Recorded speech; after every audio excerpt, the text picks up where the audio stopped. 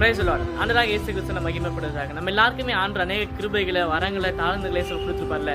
சில பேர் நல்லா பாடுவீங்க, சில பேர் நல்லா பேசுவீங்க, சில பேர் நல்லா ஜெபம் பண்ணுவீங்க, ஊழியம் செய்வீங்க, நல்லா படிக்கிற ஞானம் இருக்கும் நிறைய பேருக்கு. ஆண்டவர் ஒவ்வொருத்தருக்குமே ஒவ்வொரு கிருபைகளை, தாளந்துகளை ஆண்டவர் கொடுத்துருப்பார்.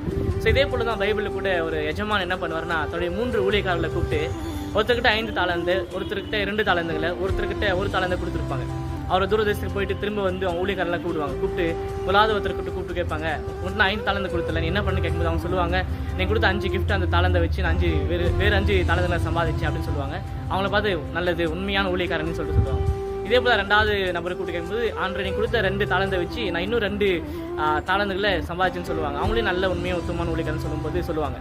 ஒருத்தர்கிட்ட 1 தாளந்தை கொடுத்துருப்பாங்க. அவர் என்ன பண்ணியிருப்பாருன்னா, எதுவுமே செய்யாமல் அந்த கிஃப்ட்டை மண்ணில் போட்டு புதைச்சி வச்சிருப்பாரு. இதே போல் தான் நம்ம எல்லாருமே ஆண்டவர் நமக்கும் நிறைய கிருபைகளை, நல்ல நல்ல வரங்களை, தாளங்களை ஆண்டு கொடுத்தாலுமே நம்ம நிறைய பேர் என்ன பண்ணிருக்கோம்னா, அதை வச்சு நம்ம ஒன்றுமே பண்ணாமல் நம்ம சும்மா இருக்கணும். கண்டிப்பாக ஒரு நாள் ஏசப்பா வருவார். நம்ம கொடுத்த கிருபைகளை, தாளங்களுக்கான பலனை ஆண்டவர் கேட்பார். ஆண்டவர் கண்டிப்பாக நம்மகிட்ட கணக்கு கேட்பார். நமக்கு உண்மையுள்ள ஊழியக்காரலாம் இருந்து கர்த்தர் நம்ம கொடுத்த அந்த தாளங்களை, கிருபைகளை ஆண்டவருக்காக நம்ம பயன்படுத்தி ஆண்டோட நாமத்தை நம்ம மகிமைப்படுத்தும். God bless.